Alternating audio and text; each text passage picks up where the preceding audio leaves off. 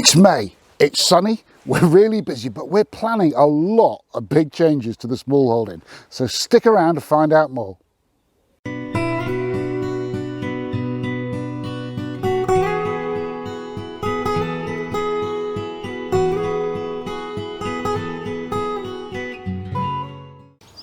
Welcome to English Country Life. My name's Fiona, and together with my lovely husband Hugh, we run a smallholding homestead here in Lincolnshire in the UK. And it's May, and as you can see, the weather has really warmed up. We've got past the misery and the rain that we were seeing in April, and things are really looking up. So what are we doing this month? We've got a lot of construction going on because what we're trying to do is invest for the future and make our lives easier. But that means a lot of work this year. So we're going to give you a whistle-stop tour of that. We've got a lot of our fruits starting to produce those beautiful strawberries, blueberries, raspberries, gooseberries, you name it, they've all started. We're then going to show you the vegetables and how those are progressing, and we have a question for you. And finally, we're going to give you an update on Taffy, the first of our broody hens, and show you some of her beautiful chicks and show you how they're progressing. But let's get started with that big construction project.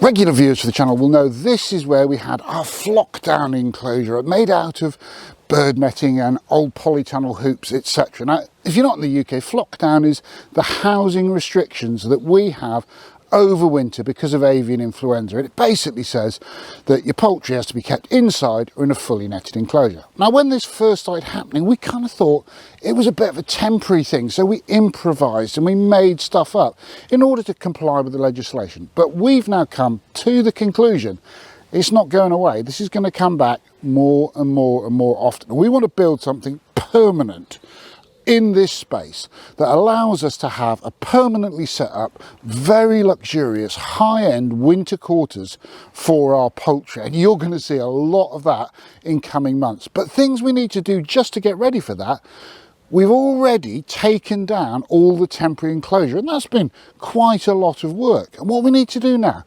is cut back these trees, open it up where they're overhanging. We've got a willow over here that's got heart rot in it, and that needs to go because it could crash down on anything new that we build. And we want to open up on the south side a bit, get some more sunlight into this area. So this is going to be a big project, but we think you can always improve your infrastructure, improve the way you work, and adapt to new ways of working. And this year you're going to see a lot of that from us. Let me show you some other stuff. The vegetable garden is another area where we really need to up our game.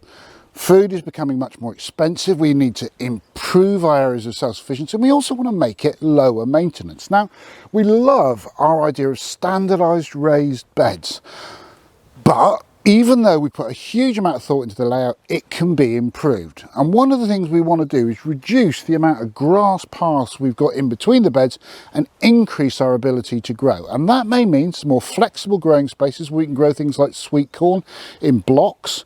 It will certainly mean less negotiating the mowers up and down the grass paths and round the tight corners, which is becoming a bit of a pain. And we've got an innovative way that we want to turn this into one large vegetable area without the grass paths. Let me show you how we're going to do that in a recycled way. So here's our cunning plan. Over here we call these telegraph poles. Other people might call them all sorts of different names in different countries, but big tunnelized wooden poles, you stick them in the ground, they carry wires around carrying phone lines and power and all sorts of different things. Around here, these get replaced fairly often. Because we're in the fens, the ground is wet, the bottoms rot out, but most of the poles are still fine. They just can't be used for their intended purpose. And we can get hold of these really fairly cheaply when the guys are around replacing them for nice shiny new ones. And they've got all sorts of uses. I mean, look at that. Now look at the dimensions of that pole. That would make a fantastic gatepost. But we've got other uses for them as well, and we're going to use a number of these cut up into lengths that we can manhandle, because trust me, a whole one of these is heavy, and we're going to sort of enclose our vegetable area with it. It'll contain all our wonderful fertile soil. It'll mean that we can get rid of those grass paths and we can have a larger growing space that's actually more flexible for us.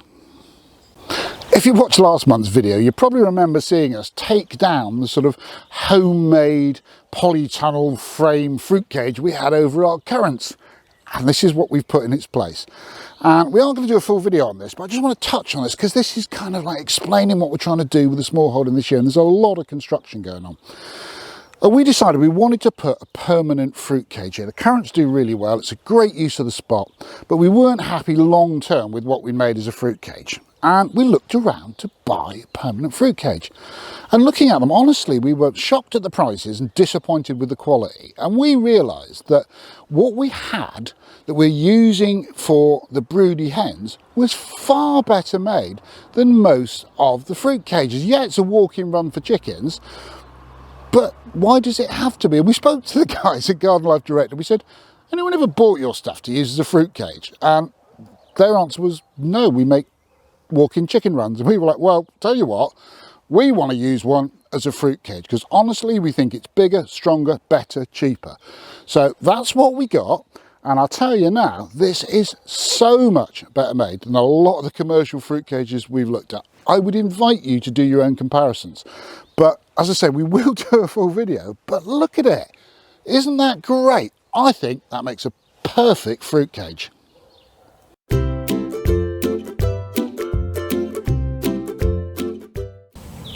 So you've seen the new fruit cage, and what are we trying to protect? Well, it's this. These are the new currants, and as you can see, there's lots of them, and there's far more even around the other side of this plant, and I've got lots of plants in here. Now, what was the problem? Well, we've got 1-inch weld mesh now on this structure, but what we used to have was a bird netting made of nylon, and we've got a particular problem with rabbits around here, and they would just chew through that, make great big holes. Blackbirds would come in, sparrows would come in, and we would lose a lot of the fruit. Now, we do have edible hedges, so there's lots and lots of things they can go at in our hedge lines, and we've done that deliberately to encourage that wildlife. But we do want to reserve fruit like this for us. So we're now going to have exclusive rights to all of these currants. This is one of our strawberry beds, and it's one of the early ones, so the flowers are setting and the fruit is setting really quite early on, and in the next few weeks I'm going to be picking the first of the ripe strawberries, and I'm really looking forward to that because actually we're into the last jar of dehydrated strawberries from last year. And this is what we've learned over time is I think we've got the quantities in terms of strawberry production just right for us. We just need to learn to do the same on some of the other fruit varieties. Gooseberries, we've got it right.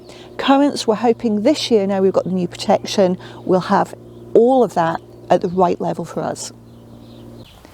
One of the fruits we grow which is less common are gooseberries, and I think they're less common because they're very, very thorny, so they have to be harvested by hand, and that means to sell them commercially becomes actually quite expensive. But if you grow the fruit yourself, they make an amazing sour note in the bottom of a lot of fruit dishes, really, really handy when mixed with other things. And actually I make a really lovely strawberry and gooseberry leather which both Hugh and I love. But look at these fruit, they're doing tremendously well. Now, the one thing we have learnt over time is because they are incredibly thorny, we need to space the bushes out so we can get to them without tearing our flesh to absolute shreds. And we also need to prune them back hard in winter. And you might also notice that we've got no netting or any protection over this area, and that's because these thorns do put off things like birds from coming in and stealing the fruit. If a bird is brave enough, quite frankly, to steal one of these gooseberries, good on it. They can have one or two, it's not a problem. But in the main, we get them all to ourselves, and providing we're using very thick leather gloves for the harvesting, it's absolutely okay.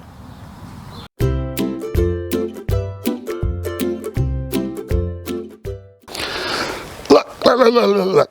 Tomatoes, flowering, setting fruit, first truss is on, it's only May. I'm really, really pleased, and we use a lot of tomatoes. Now, there's some sneaky chilies in there as well, because Fiona lives here, so there's going to be sneaky chilies almost everywhere. But yeah, we're doing great. We've got the tomatoes in the ground, they're getting away to a really good start. All of that said, for all the infrastructure work we're doing at the moment, I feel the need that we, in order to produce our food, need more sheltered, covered areas to grow things like tomatoes and chilies and cucumbers and the other sort of foodstuffs that need more protection. I'd also like to extend our growing season more, but I'm not clear what's the best way of approaching it. So maybe can you leave some comments? What do you think? Should we be looking at polytunnels? Should we be looking at those sort of hard glazed polytunnels you can get now, sort of polycarbonate ones? Should we be looking at more glass houses? I really don't know the right answer, and I'd love a bit of input, and so would Fiona, on what you think is the best way that we can get more protection onto the homestead and increase our growing season. Part of our strategy, and again, things that are evolving over time, is we want to grow more and more perennial veg. It'll never be all perennial because we're always going to want some carrots and some parsnips and some onions. But what we are trying to do is establish beds of high value, delicious food that we want to eat anyway, that we can grow for fairly minimal effort. And our asparagus bed is a good example of that. Right now, it's about £1.30, £1.40 to buy 5 spears of asparagus. Now, it does take a while to establish, and this is coming into its first harvestable year. And we can now start cutting the small spears that we want to eat at this time of year, really enjoy them and not feel guilty that we're wasting a lot of money on a little bit of veg. And of course, the joy of it is this will come back bigger and stronger year after year. Take a look at this. This is a great example of perennial value engineering in the garden, I kid you not. Fiona's got a chamomile tea addiction, and it's coming up now to the harvest time for this. These flowers are just about to open, and look at the volume of chamomile we've got here. We'll harvest it and we'll dry it. And I'm not going to do the value engineering, do it for yourself, but go and check out the price of chamomile tea bags and then work out what we can produce here from a small amount of seed. Now, yes, it takes a bit of time, takes a tiny amount of money for the seed, and it takes a bit of effort to prepare a bed. But once you've got it, look what you can get for very little money and just a little bit of effort. And that's the sort of thought process we're trying to put into our garden. We're not just randomly growing stuff. We're trying to work out, how do we save ourselves money? How do we produce the things that we really like? Have a look at these. These are our first early potatoes. Look at the size of them. Now, we've done some videos on our method of growing potatoes, and we sack grow our potatoes in our homemade garden compost. And the first earlies, we start in the greenhouses. It gets them warmed up, gets them started much earlier, and then as the outside temperatures warm up, we can move them outside, use the greenhouses for tomatoes, chilies, etc. So we get multiple uses off that infrastructure. We've got second earlies and we've got salad potatoes over the back. They're all up and through the ground, but obviously not as far on as these first earlies. This month now, everything has warmed up. So what we're going to be doing now is getting the last of the spring planting done. We've got carrots and parsnips to get in, and I've been reluctant to do that up to now because it's been so wet and we've had so many cold days. We're fairly confident now that we can get the squash out into the ground. And again, we've got 2 types of squash that all want planting out. So it's a busy, busy time in the garden.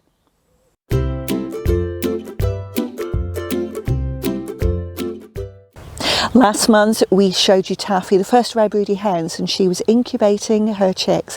Now she's hatched them all and she's out and about in the orchard and she's doing tremendously well.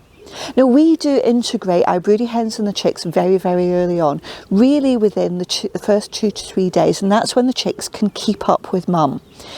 And the one thing to bear in mind there is we have lots of space to do this, and that means that if a broody hen needs to get away with her chicks, she can do. But the other thing which works well for us and allows us to integrate them very early on is we're dealing with our own Buff Orpingtons. By nature, Buff Orpingtons are generally very docile, but ours particularly are more docile than most because we've selectively bred them over time to be calm and friendly. Now, if you are going to try that for yourself, bear in mind the space aspect, but if necessary, also have a backup plan to keep them separate should you need to and there be any problems. A lot of people are afraid of doing that integration very early on because chicks are very small and vulnerable. But the one thing to bear in mind is chicks, yes, they are very small and vulnerable, but the broody hen really is quite defensive and will look after them. And she will take them out of danger and keep them out of the way where at all possible. possible. And that's where that space aspect comes in, and I cannot emphasize that enough. But look at, well, you can't look at Taffy because don't work with animals. Basically, as soon as you start to film, they go off shot and really ruin everything. But she's doing tremendously well, I promise you. Taffy is looking a little moth-eaten at the moment, and this is because she's going through a broody molt. It's normal for broody hens to go through a molt to a lesser or greater extent, and Taffy is an example of the bigger type. So what is molting? Well, it's simply a hen replacing old feathers with brand new ones, and during the process you can get this stage where old feathers have fallen out but the new ones haven't quite grown into place, and that's where Taffy is. The molting can happen for many reasons. Normally there's a big molt in autumn as chickens prepare to go into winter with brand new warm and weatherproof feathers, but it can also happen due to stress, heat or brooding. The brooding is a form of stress on the hen's body as they do consume less food while they're incubating the eggs, and that causes them to lose some weight. So when the chicks are hatched and they come out of that incubation process, a molt is really quite normal. And very soon Taffy will look fluffy and beautiful again. That's me in a self-sufficient smallholder, and I'm hoping you're seeing something which might inspire you. If you have liked this content, take a moment and give us a thumbs up down below. If you're not already a subscriber to the channel, hit subscribe and the bell icon and you'll get to know of every new video as soon as it goes live, and that's a completely free service. If you've got a question for us, pop it in the comment section and we'll do our best to get back to you as soon as possible. But for now, thanks for watching and we look forward to seeing you next time.